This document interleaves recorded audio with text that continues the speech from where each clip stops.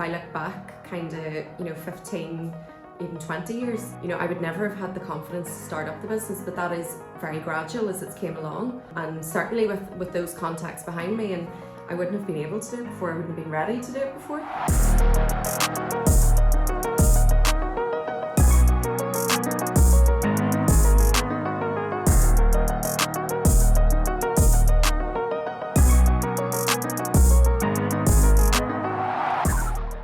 Hi and welcome to the Mindset and Marketing Podcast. I am your co-host for today's show, Sharon Kirkpatrick. Here at the Mindset and Marketing Podcast, we cover two topics, mindset and marketing. These are the two most important things that we believe you have to master in life to achieve everything that you want. Today I'm joined by the gorgeous Rochelle McNicholl from McNicholl Consultants in Lanzarote. Hi Rochelle. Hi, how are you? Great to see you. I'm good, thank you. Thank you so much for joining me today. No, thank you so much for having me. I'm a big fan of the podcast, so I'm really excited to be here today. And we didn't pay Rochelle to say that, just as an FYI. They did. Okay, shush. So obviously you're in Lanzarote, so we'd have to start with how's the weather over there? Okay, well, it's fabulous. I don't want to make you jealous because I've been talking to family back at home this morning, and they've said to me, it's raining and everything, so yeah, it is. It's really sunny. I think we're actually in for a bit of a heat wave over the weekend. So, yes, sorry about that. But Rochelle is also a client of Bankhouse Media, so we've been chatting back and forward and working on some exciting projects over the last couple of months. And every time I'm always like, what's the weather like? Hoping that you'll say, I'll say it's the best. I can't tell you that. So no. It hasn't. It's not really. Generally, it's not bad here. So yeah. Good. Well, we've got overcast as always. So yeah, and because you're. So let's kick into a wee bit about you. Okay. So obviously you're originally from Northern Ireland. Yes, I am from Banbridge, County Down. So I'm very proud to be from home as well. So originally from Banbridge, now living in Lanzarote. Wow. Nice. So what made you choose, because obviously today we're going to try and cover, Rochelle, as I mentioned at the start there, owns a business in Lanzarote now, originally from Banbridge, Northern Ireland. So just to kind of go back a bit before we jump into starting businesses abroad, which hopefully we're going to cover today, what was life like, work life, when you were living back home, or did you have your own business then, or were you working for another company? I have worked for another company at home, yes, but originally my parents bought a house here about 25 years ago. Obviously I wasn't born then, Sharon, but of course. No, so I always knew Lanzarote as kind of like a holiday home, holiday island. So I did know the island very well from quite young.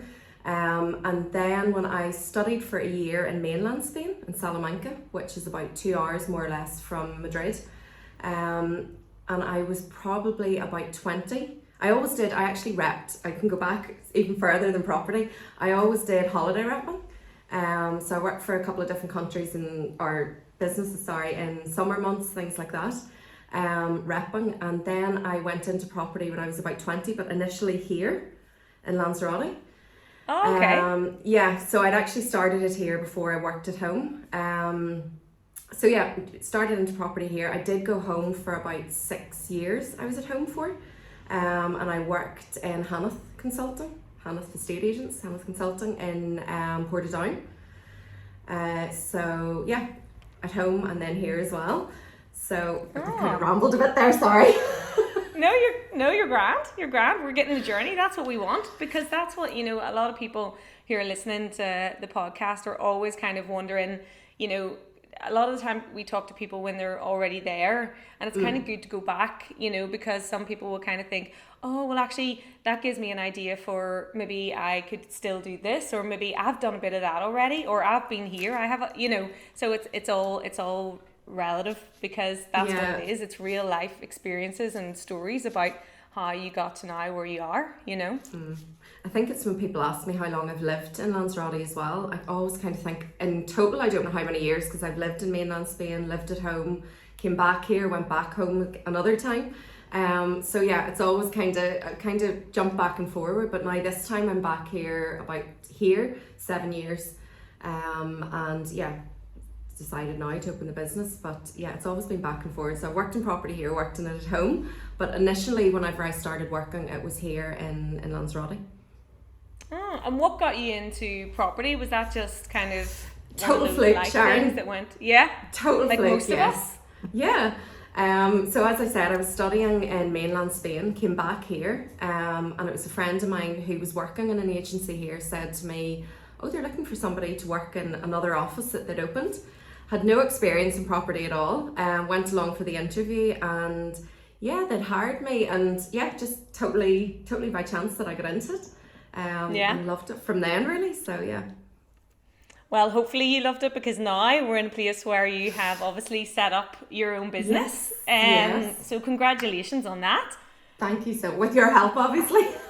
Well, not really. We're just there to do the online stuff. But yeah, so talk us. So then obviously you were back, you were forth, you'd obviously got the experience then that you needed kind of working for people.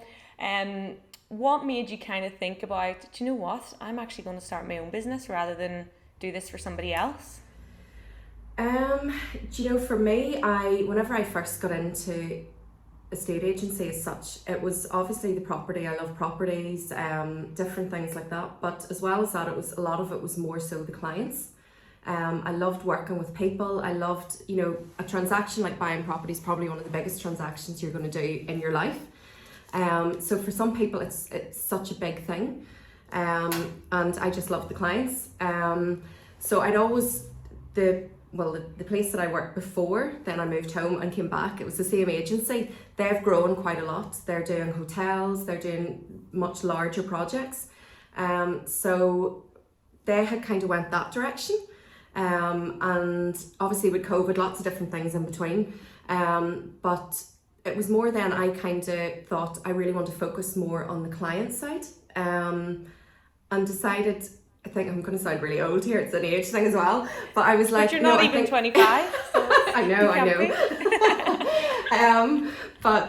Yeah, it was really an accumulation of quite a few things, but one of it was I really wanted to focus on the clients, and that was the first thing. Then I kind of thought, okay, I've worked for quite a while for other agencies that are great, and I still love them, still have contact, still do work with them.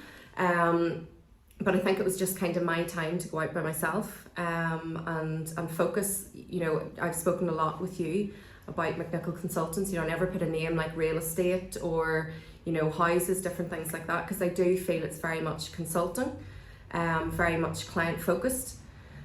So yeah, I really wanted to grab that kind of side of it. And what I think we lost a little bit in property was focusing on that, on clients. And you know, it came a little bit like, oh, it's sales, commissions, getting as many properties as possible. And I kind of thought, no, I want to bring it back to the slight closeness and intimacy, more of, you know, client based and different things like that. Yeah. So it was like a transactional thing. It's all about the numbers rather than, you know, building those relationships and, you know, creating life, like you said, they're life-changing, you know, moments for people, you know. Absolutely. You're so right. It's one of the biggest decisions that the majority of my clients like are Irish, English, kind of from home. And for them, it's like a second home. And to buy a house abroad is a big dream. You know, it could be something that they've worked towards for years as well. So, you know, I always love that side of it, that, you know, you're building dreams as such. It sounds a bit cliche, but you are building dreams with people. You know, it's something that they love. And like I think I've said to you before, I have clients that phone me about what dentist to use, but you know, you become really good friends with clients, and you support them in everything that they do and different things. You know, it's a different kind of style to it just being very commercial and trying to find properties and different things really quickly. For me, there's a different side to a different contact. Do you know, it kind of touches on what we were covering, you know, in last week's podcast, for anybody who hasn't seen that yet. And it was talking about, you know, how kind of unhealthy kind of career habits, you know, and it was all about 3 things to kind of do to figure out what career, you know, you're going to thrive in and you're going to enjoy. And one of the things that we were talking about with Jackie was that, you have to, you know, you could be in the right industry and you could be doing kind of the right job role. However, the circumstances within that particular business or whatever may not align with your values anymore, you know, and your values are a huge part of, you know, you. And in order to kind of be happy in what you do, you need to be doing something that aligns with those values. So that's exactly, you know, what you've done. You love the industry, you love the sector, but there was an element of it where it was kind of sliding in a different direction that didn't align with those values, and then that's why you went into, no, I'm gonna fix this, I'm gonna sort this out. So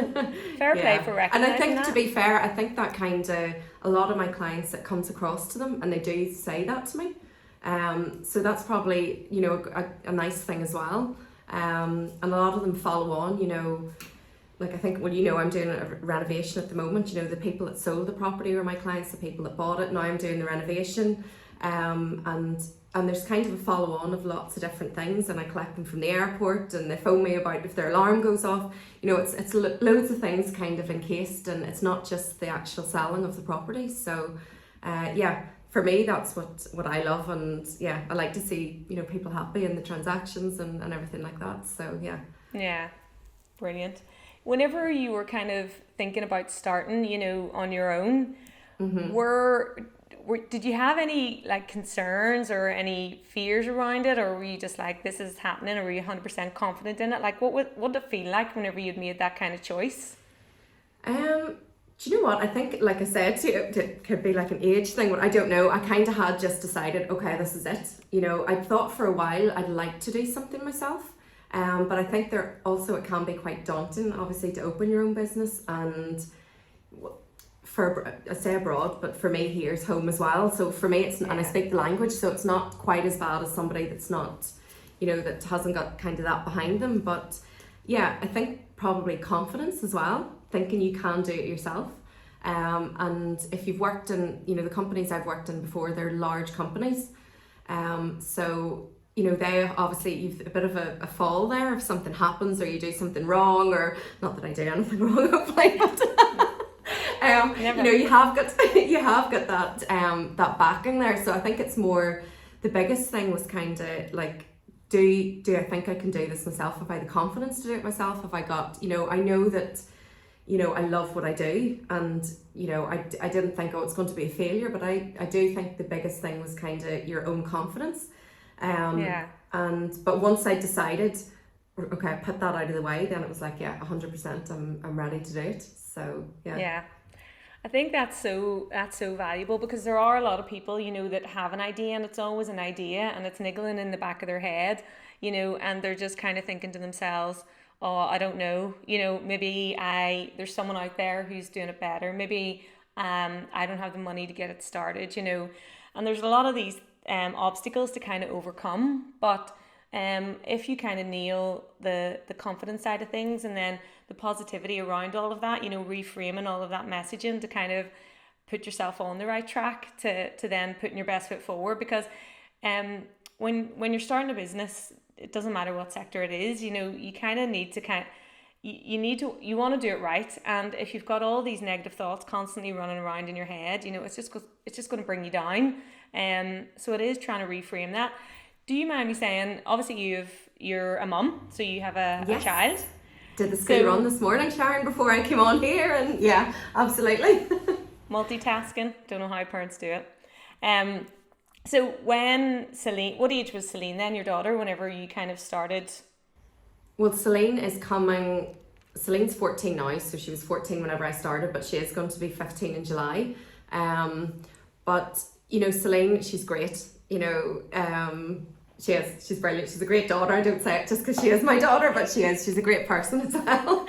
And she's been really supportive. You know, there's been no, I am really lucky in that way, because even in terms of Celine, in terms of my parents, you know, friends, family, everybody, there's not been, from I started, anybody that said, oh no, you can't do this, or you shouldn't do it, or anything like that. It's been the opposite. They've said, 100%, you know, this is what you should be doing, and you can do it yourself. And you know, I'm very grateful and very lucky that I have that kind of support behind me as well. of people who said, yeah, you can do it, and Celine's probably my biggest supporter. So which is great, you know, even today she's like, don't you be nervous going on a podcast, and you know, she's a typical teenager, she's all into TikToks and different things like that, whereas you know me, Sharon, I'm a total person that's not into this technophobe. So she's like, no, don't be nervous, and you know, if you angle your camera this way, so you know, it's different things, silly things that yeah, she's great. I'm really lucky that way.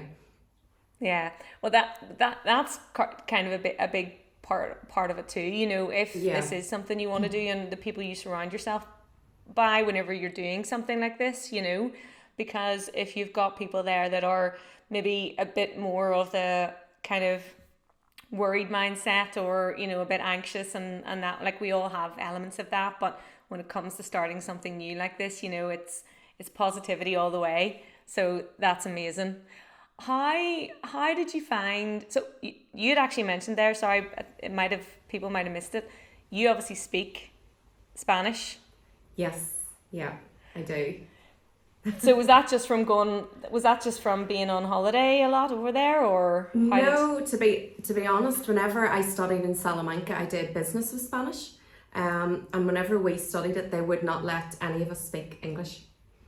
So we had, in the class, we had French, Chinese, you know, any nationality. So they specifically said, you're not allowed to talk your own language, you have to talk in Spanish. So we had to do it. And Lanzarote, if you do want to learn Spanish, it's not great because everybody speaks English. You know, everybody is geared towards tourism. But I was kind of thrown in Salamanca, and it was like, you have to speak it here or you don't get by. So I did learn, I did basically learn it there.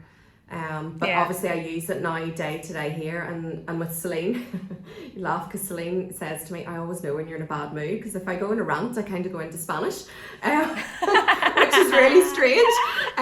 You know, because at home we do talk in English. And Celine's father, he's Spanish, so she speaks with him in Spanish and she speaks with me in English. But if I go off onto a bit of a rant, I go into Spanish. But I suppose for me it's like, even, you know, certain words I can think of them in Spanish and I can't think of them in English now. So it's just that kind of second language, which I'm always really envious is the wrong word, because obviously you put the work in, but I just admire people, that's the word, who are bilingual, you know. I tried to, in the last kind of couple of years, I tried to get on the apps, you know, to teach myself Italian, but, you know, it's not going well. But because that's the thing, like, you just got thrown into the deep end, so you kind of have to, you know, you have to catch up. Like, there's nothing else you can do there, whereas I'm going on an app for, you know, 10 minutes in a day and wondering why I can't speak Italian yet. Yeah. Like, it's always pizza, pasta. If anyone is kind of like, you know, thinking about moving, obviously you can start a business abroad in an English speaking country, but then there's obviously countries like where you are, where there's different languages. How important is that to kind of, you know, have the experience of communicating in both languages, if it is, you know, a country that has its own native language? I think it's really important. I think it's very important that, especially in my sector, you know, I'm constantly working with banks, solicitors, things like that, and I can't expect them to speak English. You know, if they're Spanish, you know, Spanish solicitors, Spanish banks, you know, I can't expect them to speak English. Obviously, clients, yes, if they're purchasing a property, they're not living here and things like that. But in my case, I think it's really important that the person has the language. Just to communicate, you know, with, you know, you do find it is a tourist area and most of the people do speak English. And if they don't, they're trying to better their English. So you find they would like to talk to you in English. But I think it's really important, and certainly for clients, to give them that assurance. You know, just even silly things like, you know, setting up Wi-Fi's, opening bank accounts, different things like that. Any kind of communication, you know, it is kind of a priority that you speak the language. Yeah.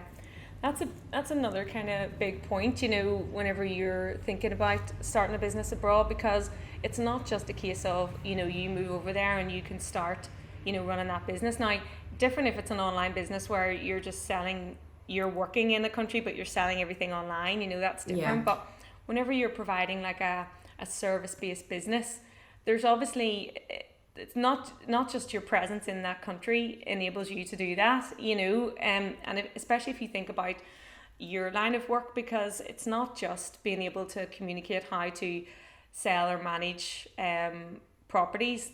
Like you mentioned, you know, you gotta, like, you'll have to understand the laws around all of that, you know. You'll have to understand, as you said, for your clients, in order to ensure you're providing the best service, you know, you go above and beyond. So you need to understand the other elements that could impact your client in that area. You were obviously living there for a bit, so you kind of maybe picked it up that way, or is that how you kind of got up to speed for all of the other elements that surround kind of what you do? Yeah, probably living here, and obviously, you know, like I would do contracts and different things and translate them from Spanish to English for clients, but in terms of living here, I think, you know, even silly things, you know, workmen that you have that maybe only speak Spanish, but they're great workmen, and you put them into a client's house that you're doing a renovation on, or, you know, anything like that. You know, it is just basically living here and being able to, you know, to chat to them and get those workers, where if it's somebody that doesn't speak the language, they mightn't be able to communicate with them, and, you know, therefore they'd be looking for somebody that speaks English, and, you know, it's probably silly details like that. Yeah. But they make such a huge difference, you know, whenever, if it's like any business, you know, we're always talking about, you know, you can rush something through and you can get your business up and running quite quickly. However, is that going to be the best possible business that you can provide? No, you know, you've rushed it. So whenever you're kind of thinking about starting something new, it's always kind of putting in that work and educating yourself. Now, some of that you done naturally because you were then, you know, living over there for a period of time. Yeah. But there's other elements then that you've had to go and, you know, work hard at to understand and figure out and know before, you know, starting your business. Like, imagine, you know, going back, I don't know, however many years, and you starting your business then, you know, you probably wouldn't have the same confidence or experience. Yeah. No, not at all. Like, if I look when I first started into it, you know, I definitely wouldn't have had the confidence. But again, I keep coming back, I think that's age, and I think, yeah, as well, living here and yeah, being, you know, I think it's totally different, because obviously, you know, Celine was born here. There's always that, as much as I say, for me, home is home. When I go back home to family, here is, you know, really a second home for me.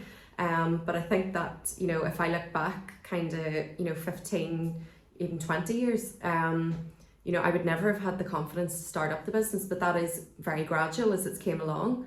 And certainly with those contacts behind me, and, you know, even yesterday I was on site at a renovation, and one of the guys that I work with, he actually worked with me in the other agency, and he still works for them but works with me now. And he said to me, you know, I can't believe you haven't started this up before, you know, why haven't you done it before now? And it was great. It was a good kind of, you know, thing for me that I heard that. But at the same time, I knew in my own head, I was like, I wouldn't have been able to do it before. I wouldn't have been ready to do it before. Whereas, yeah, everything kind of seemed to fall into place and be the right time to do it now. Yeah. What was it that kind of made you, so obviously you had the experience there and you had the experience at home. What kind of made you decide to open it up there? Like, was there ever a moment that crossed your mind where you thought, you know, pack up Celine and come back to Northern Ireland and start your property business there? Or did it not even cross your mind because you were settled and, you know, that was your home now, where you wanted to plan your future? Do you know, I never really say I'm fixed here. You know, probably because I do like to travel. I love flying. You know, it's never been Lanzarote. I love as an island. You know, if nobody knows Lanzarote, it's a totally beautiful island. But I never always say I'm totally fixed here. You know, in the future, I don't know. I could open at home. I could open in other parts of Spain. I don't know. I would love if I could do that, but I think for Lanzarote, basically, because Celine is the age that she is, you know, she's going to be, well, she wants to go off to university in 3 years' time. So for me, it was just a decision that, well, she's going to be here until she's 18. So I won't be moving anywhere kind of before that. And as I said, her dad's originally from here. So yeah, for me, it just made more sense to start here. But yeah, I don't know in the future if it might take me other different directions. I don't know. But yeah, for me, it was just, basically it's Celine. I never thought at the time, yeah, I'm going to uproot her and bring her home and start up something at home. It was basically because she was here, but yeah, that's just circumstances. But like I said, I love the island anyway, you know, so, and I know it so well. So yeah, for me, it just made sense here, really. Yeah. And again, that's another important factor, because, you know, it is future planning too, and thinking about that, you know, because especially when you have a family, you know, you need to kind of think to yourself, right, well, what's the next few years going to look like? And normally for businesses, it's kind of, you know, have that 5 year, even personal as well, you know, 5 year plan. And then kind of working towards that. If you just think short term and you just think, you know, immediate, then you could end up getting yourself into something that isn't potentially going to work for, you know, your life or your family in kind of the next couple of years. So yeah, that, and with your business, although obviously you're selling and managing properties, technically you can move that experience anywhere anyway in the end, once you've, you know, built up your brand. Yeah, I think as well, if anybody kind of knows the Canary Islands, you know, we're quite lucky here. Fuerteventura, you know, my dad lives in Fuerteventura. My mum lives here in Lanzarote, my dad's in Fuerteventura, but Fuerteventura is only 15 minutes away for us in the boat. So even there's another stretch, another island that you can move out to. You know, we've Gran Canaria, we've Tenerife, and then mainland Spain's 2 hours away. So, you know, you can, in terms of future planning, you know, it can be moving to other islands, moving on to mainland Spain. And like home's only really, we've so many flights from home, you know, 4 hours away. So I think, especially in where we are at the moment in this day and age, kind of with technology and things like that, so much stuff is online. And I know different agencies, you know, have overseas properties that they advertise at home. So there's always a kind of connection that there's some way that you can work and spread it out a bit more, that it's not, you know, I certainly don't think, okay, Lanzarote, obviously I'm only starting out here, but you know, I don't think in the future that I couldn't expand, you know, further or anything like that. You know, certainly it would be something that I'd be excited about doing, you know, then. Yeah. Whenever you're first kind of, you know, starting your own business, like a lot of people will maybe have a bit of fear about, you know, because obviously you do all the hard work, you educate yourself, you figure all that out, you get the experience behind you, and then you get your business up and running. The next thing then that you obviously want as a business owner is the clients. You know, we need that. Obviously, I know what you're providing is very consultative, and we'll explain kind of just an overview as to what you do in a moment. But was there, so people are kind of thinking, right, well, we need the money, you know, to come in, because otherwise I can't keep this going. So how did you kind of, what were your thoughts, and how did you kind of manage getting your first clients? How did that come about? I think because I've worked in, you know, in the industry for so long, you know, people do know me. I don't mean that, but people, you know, they know that I've always worked in real estate, and you know, anytime that they kind of think of properties, that, you know, they'd always say to me, well, where are you now, or, you know, what are you doing, where's the office, we'll call in, we can give you this property. So I think I'm lucky that way, that I've always, you know, had that kind of contact. And it's like, you know, yourself, you know, I put up a property onto Idealista, which is the Spanish kind of property pal over here as such, on Friday. And that client who gave me that property, basically I had dealt with them literally just when I came back, so maybe 6 years ago, in selling another property that they had. They've now decided to sell this one, and it's kind of been that contact that they knew me from back then. Obviously they were happy with the work that I did then, and now they're selling this one, so they came back to me. The only difference is now that I have my own agency. So, you know, there's always that kind of follow-on and different clients that come from that. And then as well, whenever I did put that property up for sale, you know, you find that people around then say, oh, you have your own agency now. I was thinking of selling my property, or I saw your sign, or I saw this, and it kind of, you know, runs from that. And you just naturally generate more business from things like that. But I didn't have so many worries about that kind of side of it, because I knew I already had quite a few clients, and even without advertising and doing what we're doing now, is, and you know, launching the web page and putting stuff onto Idealista, I still had, you know, certain contacts and certain properties that I knew were kind of sitting there that people would be happy for me to sell or move for them, or different things like that. So yeah. Yeah, and that's a lot to kind of, you know, unpack there, because again, like, you know, for anyone kind of thinking about starting it, you know, some people have this idea that you know, they put their sign up or they launch their website and then everyone finds it, you know, Yeah. and it doesn't happen like that. You know, everything that you're talking about there is, you know, well, the key things is kind of your networking and then your additional marketing that goes around that, you know, and Yeah. and I think that's kind of that's a big one for people, because, you know, don't just focus on getting it up and running. You know, think about a plan as to how you're going, where your first X amount of clients are going to come from, because Yeah. that's ultimately what you need in order to keep the business going and to grow it. And you had that from your experience and your networking, you know, in that sector, in that industry for many years. And then outside of that, what you're now doing, because you're in year one, right, is you are like doing the marketing in person. So you're getting those, any properties that you're looking after, you're getting the signs up, people are recognizing that.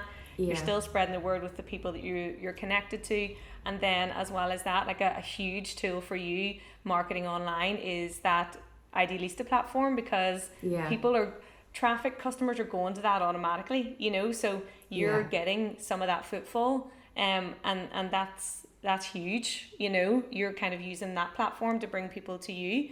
And then as well, on top of that, we're in the process of launching your website.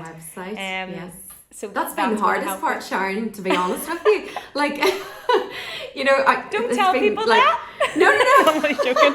I don't mean in terms of you. I don't mean in terms of you at all. You're the best thing. And you and the team are fantastic. But I mean, in terms of me, like, that's been the hardest thing, because that side of it I'm totally not au fait with at all.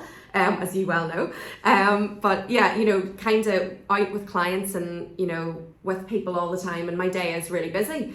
And that's just with clients and out seeing properties and different things like that. Whereas this kind of side of it, the web page and everything, for me, I find really difficult, because I'm not used to that at all. So that's been a big kind of stumbling thing for me, you know, even in terms of, I've never, you know, set up a web page before, never had to think about colours, about wording, about, you know, the way things sit or anything like that. So that's actually probably a big thing for me. It's a big difficulty, is that kind of side of it, which other people might find really easy, and then find, you know, what I find easy difficult. But yeah, I don't mean in terms of yourself or anything like that. That's, you've done great. I mean, from my side, yeah, that's kind of a difficulty for me.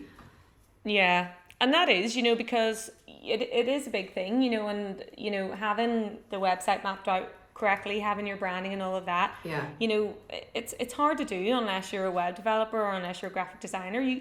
Some people can go on and, you know, try and build websites on like free, you know, platforms, and, you know, you can just put in the text, but you're maybe not mapping it out correctly, you know, that way, and ensuring you're hitting all the touch points. So that's why we kind of love to help, you know, where people have the budget, you know, to get involved and try and help them through that, just so that whenever it is launched and it's live, the customers are seeing exactly what it is that they need to see and are expecting. And also then that your, you know, like your unique selling points are kind of forefront, so that, you know, if they're looking, because customers all the time, you know, they're going to be looking at different options, you know, unless they know you or you've been recommended, they're going to do a bit of research. So it's always important, you know, for a brand to stand out online as well, so that people can see immediately why they should work with you and your team.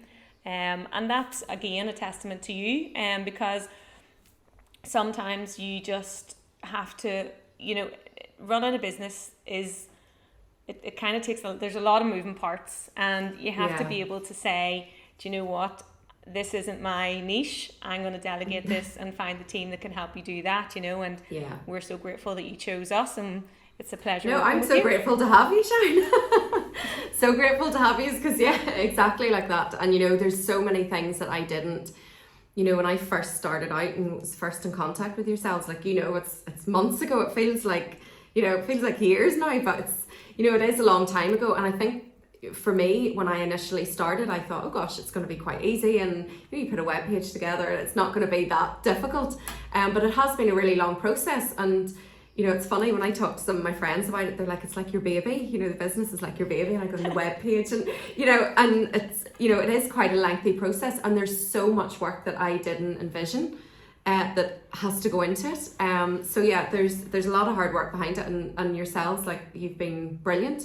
And there's so many things that you have thought of that I never would have thought of, and wouldn't be in the position that I'm in kind of now without having the backing of yourself. So I think that it's really important, that side of it, and the branding and everything that kind of comes together.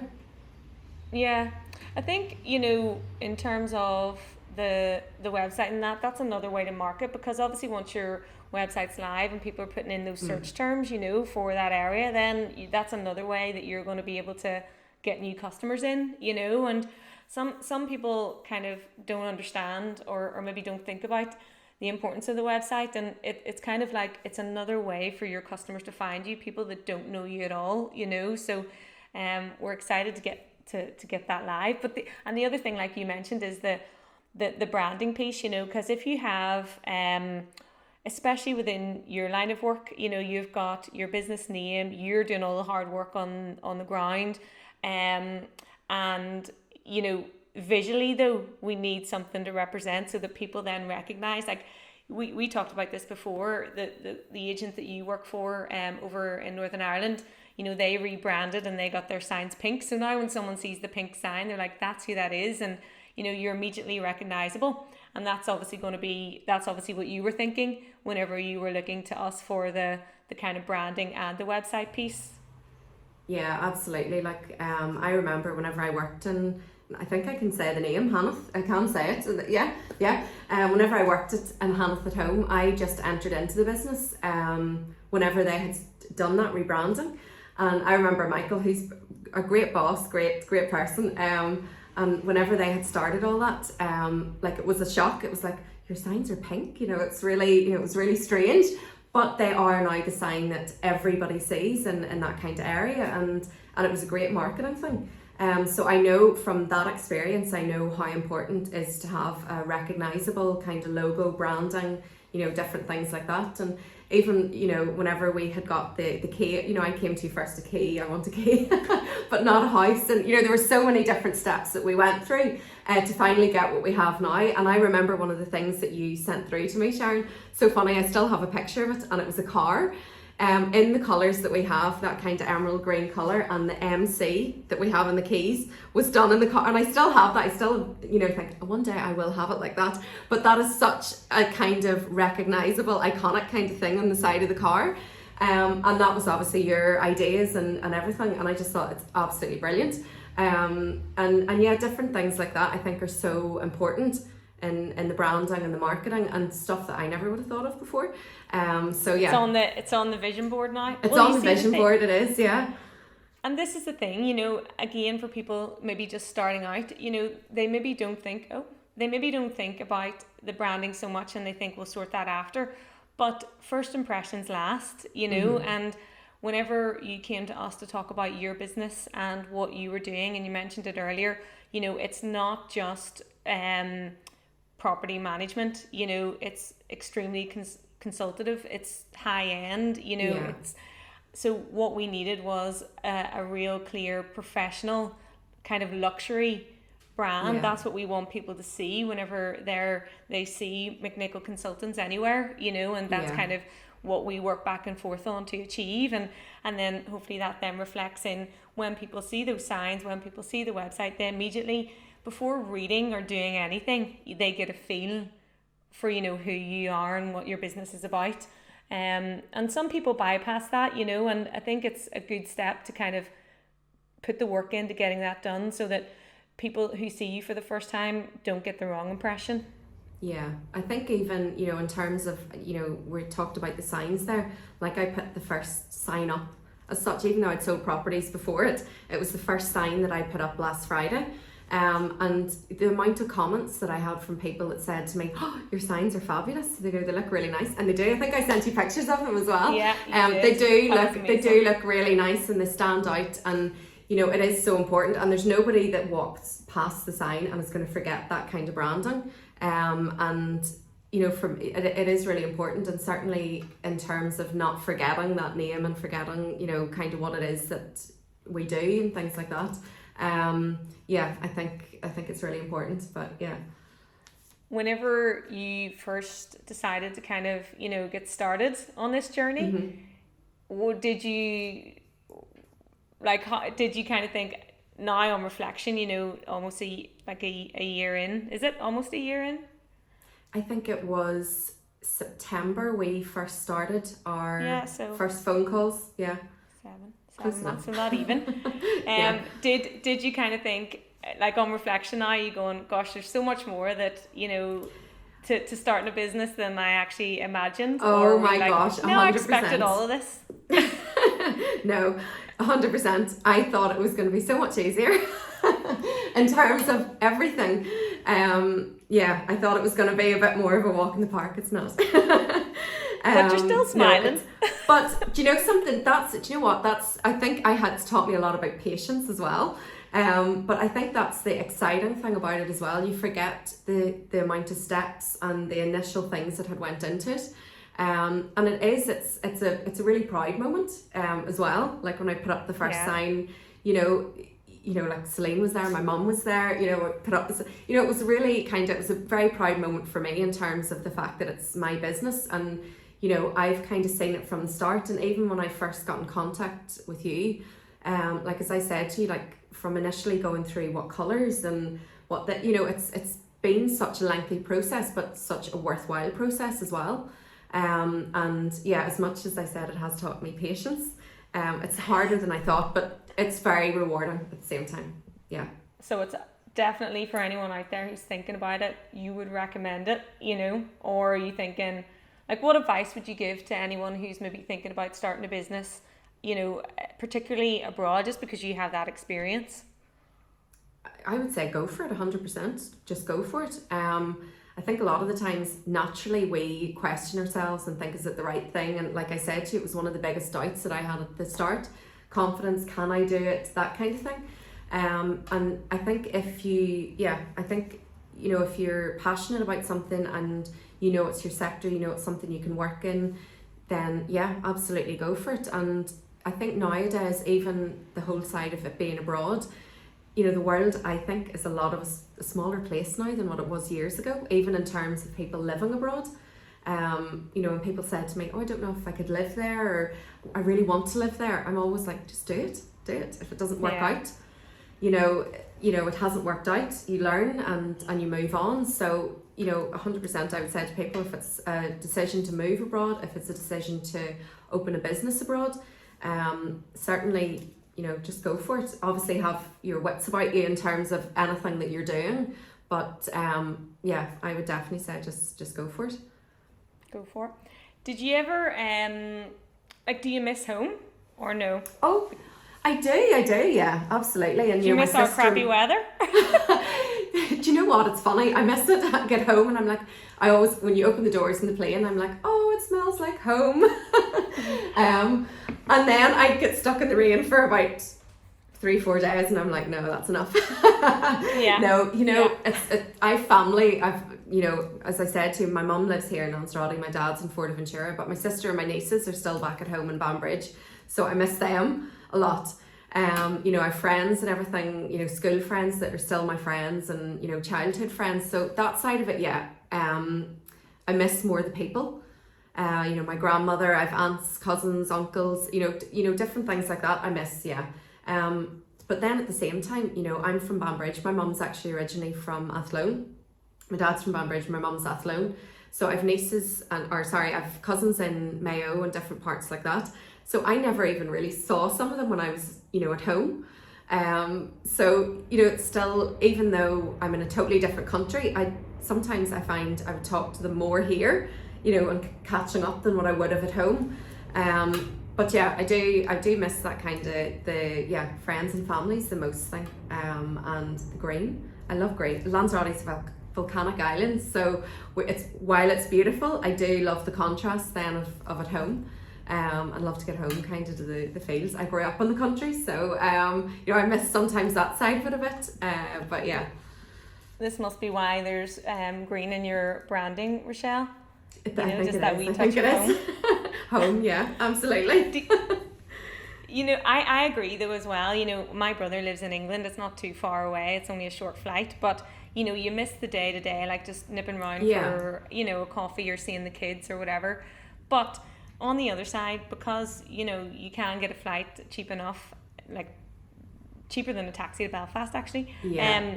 You then I think spend more quality time when you have whenever you're kind of together. So it kind of, there's two sides to it, I think. What if, just before we finish up, what if, because you mentioned your mum and dad are kind of obviously over there, more local. Celine's dad is, like, if your immediate family wasn't over there, do you think you still could have went for it, like just you being over there without your mum and dad? I think I would have, and I think that would be, even if it wasn't here, I probably think if it was the same path without family, I would have still done it. It's great that they are here, but like that, I chat to my mum on the phone, but I don't see her every day either. With her living here, it's bank holiday here tomorrow, and I said to my dad, I'll maybe pop across to Fuerteventura to see you, but like I wouldn't see him all the time either. So yeah, it's great that they're here, but I think if that was kind of the path that I had to go on and things like that, I think it would have been equally the same if they were here, if they weren't. Yeah. No, it's just good to get an insight, because I know a lot of people who are thinking about maybe moving or working, whatever, abroad, they're probably the big things that they kind of think about, what's it going to be like, my relationships now with all these people, and, do I need them to come with me? And obviously it's nice to have them, but at the same time, because of technology, because of, frequent flights, you can still maintain, if not sometimes strengthen your relationships, even from being somewhere else.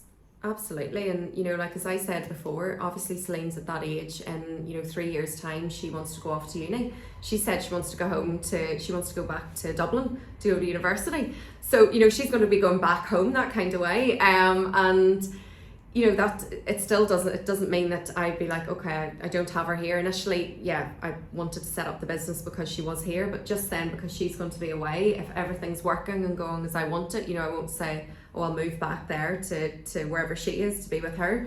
I think it's just, it is really important, obviously, when children or anything like that are smaller, that kind of contact. But in terms of wider family,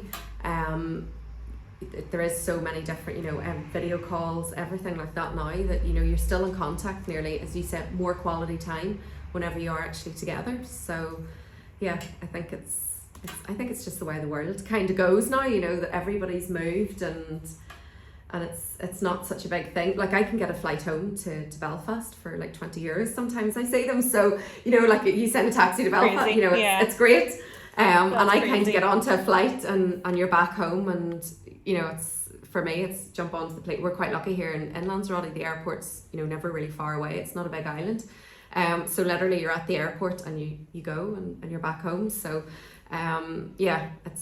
it's not really, for me, it doesn't feel like a big kind of thing being on a flight away.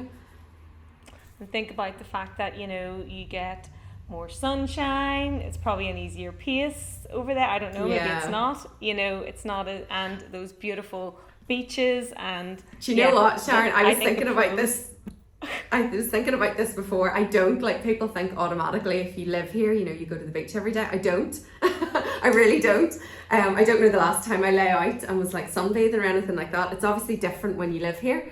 But there are the pluses that, like where I'm sitting now, the beach is, only a couple of meters away from me. And you do have that kind of thing that you can go to the beach, or, it's really sunny outside, go for a walk, whatever, you're not thinking of weather and things like that. So yeah, there is that, a big factor to think of that way. I think you said to me before, you know, when you had a pool at the house and you were like, I'm never in it, and I was like, I don't understand. No, Rochelle's never in it. No, literally was something not right. No, honest to God, was never in the pool, and it's just one of those things, you know. I think if I actually went away, like as I said, my dad lives in Fuerteventura. If I went to my dad's house to stay with him for the weekend, I'd go into his pool. But that it's just like a mentality. It's like a holiday. I'm away on holidays. I'm going to do the holiday things. Whereas here, you're like, you know, I did the school run this morning. Like today's great because I feel like I'm a bit of a holiday today. I made my coffee and having a chat with you. Whereas normally I'd be out and about, you know, at houses with clients. You know, you just do. It's like at home. You do your daily kind of things. So yeah, it doesn't. It's when you live here, it's a slightly different kind of atmosphere. But it does have its plus sides. 100%. Well, before we go, I'll wrap up, but I wanted to just introduce obviously your business and just allow you to kind of just say a wee bit about what you do. So it's obviously for anybody who's watching or listening, it's McNicholl Consultants. They're based in Lanzarote. And Rochelle, do you want to give a little insight into what you do, just for people who are maybe thinking about purchasing or managing properties in Lanzarote? Yeah, so basically we do sell. We sell properties. If anybody's looking to buy properties, we manage properties as well. So if anybody has a property here and they need it managed, for example, if they're living back in whatever country it is that they're from, obviously we manage them here from the ground. We do everything. We do renovations, solicitors. If you're purchasing abroad, you know there's quite a few steps. You need NIE numbers, different things. We kind of enclose everything really within the business, mainly focused on buying and selling property, but yeah, everything else kind of goes hand in hand with that. So yeah.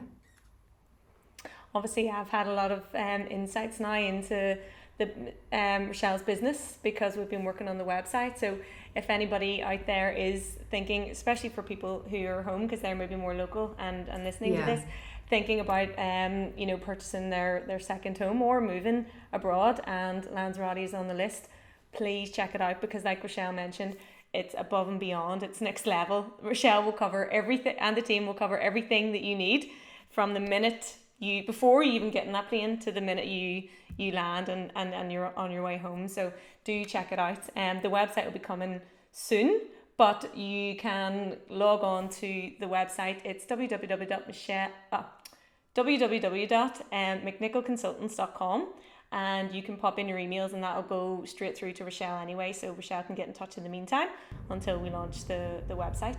So yes, just before we go then, Rochelle, thank you so much for joining us today. Thank you so much for having me. Thank you so much for having me. No, it's our pleasure, just for giving us an insight into what's been going on. And I think the key takeaways there, you know, for anybody who is out there thinking about starting a business abroad or moving abroad, you know, 100%, don't let fear stand in your way. Take the leap.